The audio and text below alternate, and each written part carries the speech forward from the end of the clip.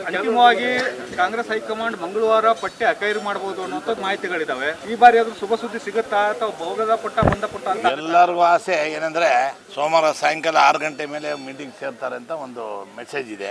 ಸೋಮವಾರ ತಪ್ಪಿದ್ರೆ ಮಂಗಳವಾರ 100% ಫೈನಲ್ ಮಾಡ್ತಾರೆ ಅಂತ ನಮಗೆಲ್ಲ ಆಶಾಭಾವನೆ ಇದೆ. ಮೋಸ್ಟ್ಲಿ ಹೊಸ ಮಂತ್ರಿಮಂಡಲ ಬುಧವಾರ ಆಗ್ಬೋದು ಅಂತ ನಮಗೆಲ್ಲ ಮಾಹಿತಿ ಇದೆ. ಅಲ್ಲ ಸರ್, ಈಗ ಹೇಗೆ ಅಂತ ಸರ್, ಹೊಸಬರಿಗೆ ಆದ್ಯತೆನ ಹಳಬರಿಗೆ ಆದ್ಯತೆನ ಅಂತ? ಹೊಸಬರಿಗೆ ಆದ್ಯತೆ ಕೊಡಲೇಬೇಕು ಅಂತ ಮೊದಲಿಂದ ನಾವು ಸ್ಟ್ರೈಕ್ ಮಾಡ್ತಾನೆ ಇದೀವಿ, ನಾವು ಪ್ರತಿಭಟನೆ ಮಾಡ್ತಾನೆ ಇದೀವಿ. ರಿಕ್ವೆಸ್ಟ್ ಮಾಡಿದ್ರೆ ದೆಹಲಿ ನಾಯಕರಿಗೆ, ಕರ್ನಾಟಕದ ಎಲ್ಲ ಕಾಂಗ್ರೆಸ್ ಮುಖಂಡರಿಗೆ ಹೇಳಿದೀವಿ, ಕೊಟ್ಟವ್ರಿಗೆ ಕೊಡ್ಬೇಡಿ, ಎಲ್ಲರಿಗೂ MLA ಅವಕಾಶ ಕೊಡಿ ಅಂತ.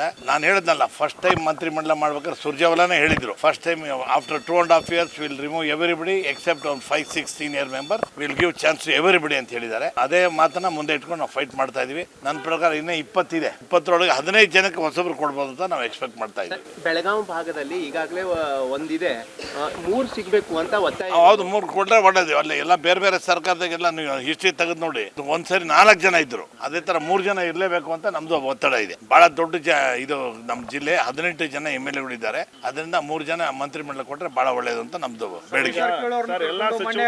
ಖರ್ಗೆ ಅವ್ರನ್ನ ಭೇಟಿ ಮಾಡಿದ್ರಿ ಸರ್ ಇದು ವಿಚಾರ? ನಾನು ಖರ್ಗೆ ಅವ್ರನ್ನ, ಸತೀಶ್ ಜಾರಕಿಹೊಳಿ ಸಪ್ರೇಟ್ ಹೋಗಿದ್ದಾರೆ, ನಾವೇ ಸಪ್ರೇಟ್ ಹೋಗಿದ್ದೀವಿ. ಸತೀಶ್ ಜಾರಕಿಹೊಳಿ ಅವರು ಜಿಲ್ಲಾ ನಾಯಕರು, ರಾಜ್ಯ ನಾಯಕರು ಅವ್ರು ಹೋಗಿ ಸಪ್ರೇಟ್ ಆಗಿ ಮಾತಾಡಿದ್ದಾರೆ. ನಾವು ಹೋಗಿದ್ದು ನಿಜ ಅಲ್ಲಿ, ಬಟ್ ನಾವು ಅವ್ರ ಪಾಡ್ ಅವ್ರು ಸಪ್ರೇಟ್ ಬಂದಿದ್ರು. ನಾವು ಘಾಟಿಗೆ ಅವರು SP ಘಾಟಿಗೆ ಅವ್ರಲ್ಲ, ನಮ್ಮ ಗುಲ್ಬರ್ಗ MP ಅವ್ರು ರಾಧಾಕೃಷ್ಣ ಅವ್ರು ನಮ್ಮೆಲ್ಲ ಹಳೆ ಸ್ನೇಹಿತರು, ಅವ್ರ ಜೊತೆ ಮಾತಾಡಕ್ ಹೋಗಿದ್ವಿ ಅಷ್ಟೇ. ಅದೇ ಸುಮ್ಮನೆ ಜನರಲ್ ಆಗಿ ಮಾತಾಡಕ್ ಹೋಗಿದ್ವಿ, ನಾವೆಲ್ಲ ಮೊದಲಿಂದ ಸ್ನೇಹಿತರು. ಈಗ ಸಚಿವಾಕಾಂಕ್ಷಿಗಳ ಒಂಥರ ಎಲ್ಲ ಸಚಿವಾಕಾಂಕ್ಷಿಗಳ ಲೀಡರ್ ನೀವು ಆಗಿದ್ದೀರಿ ಸರ್.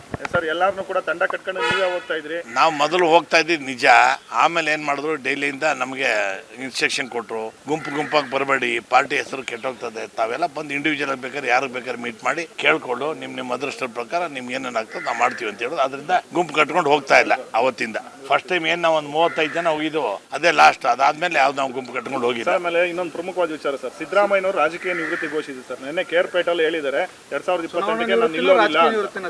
ಅವರು ಎಲೆಕ್ಷನ್ ನಿಂತ್ಕೊಂಡೇ ಇರ್ಬೋದು, ಅದೇ ಪಕ್ಷದ ಪರವಾಗಿ ಅವರು ಪ್ರಚಾರ ಮಾಡ್ತಾರೆ ಅಂತ ನನ್ಗೆ ಅನಿಸಿಕೆ.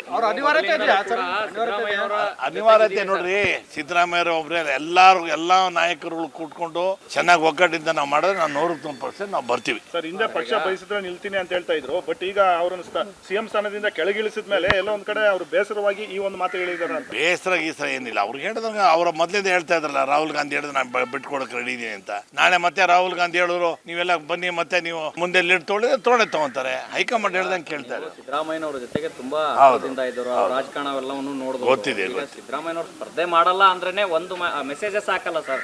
ಸಿದ್ದರಾಮಯ್ಯ ಮಾಡಲ್ಲ ಅಂತ ಅವ್ರಿಗೆ ಆಗಿದೆ, ಇಷ್ಟು ವರ್ಷ ಬಾರಿ ಯುವಕರಿಗೆ ಪ್ರಾತಿನಿಧ್ಯ ಕೊಡಬೇಕು ಅಂತ ಆತರ ಹೇಳಿರ್ಬೋದು. ಅಕಸ್ಮಾತ್ ಮತ್ತೆ ರಾಹುಲ್ ಗಾಂಧಿ ಕರೆದಿಲ್ಲ Siddaramaiah you must contest election ಎಸ್ ಅಂತಾರೆ, ಹೈಕಮಾಂಡ್ ಹೇಳ್ದಾಗ ನಾವೆಲ್ಲರೂ ಓಕೆ. ಡೆಲ್ಲಿ ಒಳಗೆ ಪಾರ್ಲಿಮೆಂಟ್ ಅದೇ, ಈಗ ಸ್ಟ್ರೈಕ್ ಎಲ್ಲ ಆಯ್ತು ಅವ್ರದ್ದು, ಈಗ ಅವರೆಲ್ಲ ರಾಜೀನಾಮೆ ಕೊಟ್ಟೆ ಆಯ್ತು, ಈ ಇಶ್ಯೂ ಮುಗಿದೋಯ್ತು. ಈಗ ನಾಳೆಯಿಂದ ಏನಿದ್ರು ಅಯೋಧ್ಯೆ ಇಶ್ಯೂ ಸ್ಟಾರ್ಟ್ ಆಗುತ್ತೆ. ಅಖಿಲೇಶ್ ಅವ್ರ ಪಕ್ಷದವರು ಮೋಸ್ಟ್ಲಿ ನಾಳೆ ಗಲಾಟೆ ಮಾಡ್ಬೋದು. ಅವ್ರು ಮಾಡಿದ್ಮೇಲೆ ಆಟೋಮೆಟಿಕ್ ನಾವು ವಿರೋಧ ಪಕ್ಷದವ್ರು ಅವ್ರಿಗೆ ಸಪೋರ್ಟ್ ಮಾಡಲೇಬೇಕು.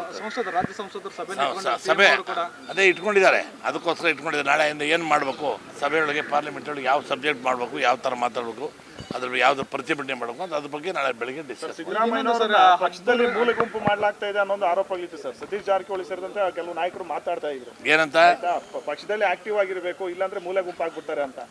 ಸಿದ್ದರಾಮಯ್ಯನವರು ಕೂಡ ಮೂಲೆ ಗುಂಪು ಆಗ್ತಿದ್ದಾರೆ. ಯಾರು ಅವರು ಆಕ್ಟಿವ್ ಇದ್ದೇ ಇದಾರಲ್ಲ, ಮೂಲೆ ಗುಂಪು ಆಗ ಚಾನ್ಸೇ ಇಲ್ಲ. ಆಕ್ಟಿವ್ ಇಲ್ಲದೇ ಇದ್ರೆ ತಾನೇ ಮೂಲೆ ಗುಂಪು ಆಗೋದು.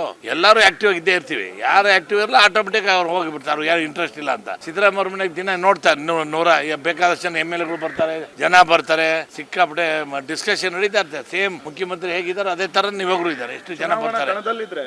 ಮೈಸೂರು ಸೇರಿದಂತೆ ಹಲವು ಭಾಗಗಳಲ್ಲಿ ಇನ್ನೂ ಕೂಡ ಪ್ರಭಾವ ಹೆಚ್ಚಿಸ್ಕೊಳ್ಬಹುದು ಅಂತ ನಾನು ಹೇಳ್ದಲ್ಲ, ಪಕ್ಷದ ಇಂಟ್ರೆಸ್ಟ್ಗೋಸ್ಕರ ರಾಹುಲ್ ಗಾಂಧಿ ಅವರು ನೀವು ನಿಂತ್ಕೋಬೇಕು ಸಿದ್ದರಾಮಯ್ಯ ಅಂತೇಳಿ ಅವರು ನಿಂತ್ಕೊಂತಾರೆ. ನನಗೆ ಸಚಿವ ಸಿಗುತ್ತೆ ಅಂತ ನಾನು ಭಾಳ ಆಸೆ ಪಟ್ಕೊಂಡಿದ್ದೀನಮ್ಮ. ನಾನು ಭಾಳ ಸೀನಿಯರ್ ಇದ್ದೀನಿ. ಇವಾಗ ಯಾರು ಮಂತ್ರಿಗಳಾಗಿದ್ದಾರೆ ಅವರೆಲ್ಲರಿಗೇನ ದೇವರಾಜ ಸರ್ಕಾರದಾಗೆ ನಮ್ಮ ರಮೇಶ್ ಕುಮಾರ್, ರಘುಪತಿ, ಚಂದ್ರಗೌಡ ಪ್ರೆಸಿಡೆಂಟ್ ಇದ್ದಾಗ ನಾವೆಲ್ಲ ಪ್ರಧಾನ ಕಾರ್ಯದರ್ಶಿಯಾಗಿ ಕೆಲಸ ಮಾಡಿದೀವಿ, ವಿದ್ಯಾರ್ಥಿ ಈ ದಿಶೆಯೊಳಗೆ ಕೆಲಸ ಮಾಡಿದೀವಿ. ಹಾಗಾಗಿ ನಾವು ನನಗೆ ಒಂದೇ ಒಂದು ಪ್ರಾಬ್ಲಮ್ ಆಗಿದೆ, ಜಾತಿ ರಾಜಕೀಯ ಬಂದು ನನಗೆ ಪ್ರಾಬ್ಲಮ್ ಆಗಿದೆ. ಜಾತಿ ರಾಜಕೀಯ ಒಳಗೆ ಅಂದರೆ ನಾನು ಏನೋ ಅಪ್ಪಿ ಏನೋ ನಾನು ಲಿಂಗಾಯತರಾಗಿ ಹುಟ್ಟಿದ್ರೆ ಲಿಂಗಾಯತರು ಅಂತ ಹೇಳಿ ಬೇಡನಲ್ಲ, ಅದ್ರಾಗ ಉಪಜಾತಿ ಸಾಧರು ಬರಬೇಕು, ಬಣಜಿಗರು ಬರಬೇಕು, ಪಂಚಿಮ ಶಾಲೆ ಬರೋಕು, ಅವ್ರು ಬರೋಕೆ ಯಾವ ಎಲ್ಲ ಜಾತಿ ಕೊಡೋಕ್ಕಾಗುತ್ತಾ? ಇವರು ಜಾತಿ ನೋಡಿ ಕೊಡ್ಲಿ ಬೇಡನಲ್ಲ, ಅವ್ರು ಬೇಕು ಅಂತ ಉಪಜಾತಿ ನೋಡೋಕೆ ಹೋಗಬೇಡಿ. ಉಪಜಾತಿ ನೋಡಿ ಯಾರು ಓಟ್ ಹಾಕಲ್ಲ. ಅದರಿಂದ ಪಕ್ಷದ ನಿಷ್ಠೆ ಎಷ್ಟು ದಿನ ಕೆಲಸ ಮಾಡ್ತಾರೆ, ಎಷ್ಟು ದಿನ ನಿಷ್ಠೆ ಆಗಿದ್ದಾರೆ, ಕಾಂಗ್ರೆಸ್ ಪಕ್ಷಕ್ಕೆ ಎಷ್ಟು ದಿನ ನಿಷ್ಠೆ ಇದ್ದಾರೆ ನೋಡಿಕೊಂಡು ಅವ್ರ ಸೀನಿಯಾರಿಟಿ ನೋಡ್ಕೊಂಡು ಮಂತ್ರಿ ಮಂಡಲ ಕೊಡ್ಬೇಕು ಅಂತ ನಾನು ಅವತ್ತಿಂದ ಹೇಳ್ತೇನೆ. ಹಿರಿಯ ನಾಯಕರನ್ನ ಭೇಟಿಯಾಗಿದ್ರಿ, ಸಿದ್ದರಾಮಯ್ಯನವರು ಇರ್ಬೋದು, ಅವ್ರ ಜೊತೆಗೆ ಡಿ ಕೆ ಶಿವಕುಮಾರ್ ಅವರು, ಈಗ ಮಲ್ಲಿಕಾರ್ಜುನ್ ಖರ್ಗೆ ಅವ್ರನ್ನ ಯಾರಾದ್ರೂ ನಿಮಗೆ ಆಶ್ವಾಸನೆ ಕೊಟ್ಟಿದ್ದಾರಾ? ಮೇಡಮ್, ಎಲ್ಲರೂ ನೋಡ್ತೀನಿ ಅಂತ ಹೇಳ್ತಾರೆ ಹೊರತಾಗಿ ಮಾಡೇ ಮಾಡಿದೆ ಅಂತ ಯಾರು ಹೇಳಲ್ಲ. ನಾನೇ ಅವ್ರ ಸ್ಥಾನದಾಗಿದ್ರು ಕೂಡ ನಾನು ಹೇಳ್ತಾ ಇರಲಿಲ್ಲ. ಅದು ಮೊದಲಿಂದ ಅದು ಪದ್ಧತಿ ಇದೆ, ನಮ್ಮ ಪಕ್ಷದಾಗೆ ಪದ್ಧತಿ ಇದೆ. ದಯವಿಟ್ಟು ಎಲ್ಲ ಯಾಕೋ ಒಂದು ರೀತಿ ಮಾನಸಿಕವಾಗಿ ಮಾನಸಿಕ ನಾನು ಧೈರ್ಯವಾಗಿದ್ದೀನಿ. ಆದರೆ ಒಂದು ಆಗದೆ ಆದ್ರೆ ಒಂದು ಹಣೆ ಬರ ಗೊತ್ತಾಯ್ತಾ. ಈಗ ಹೇಳ್ತಾರೆ ಯಾರು ಆಗೋದೆಲ್ಲ ಒಳ್ಳೇದಕ್ಕೆ ಆಗ್ತಾ ಇದ್ರೆ ಅದ್ರ ಒಂದು ದೊಡ್ಡ ಕಥೆ ಇದೆ, ಇನ್ನೊಂದಿನ ಹೇಳ್ತೀನಿ.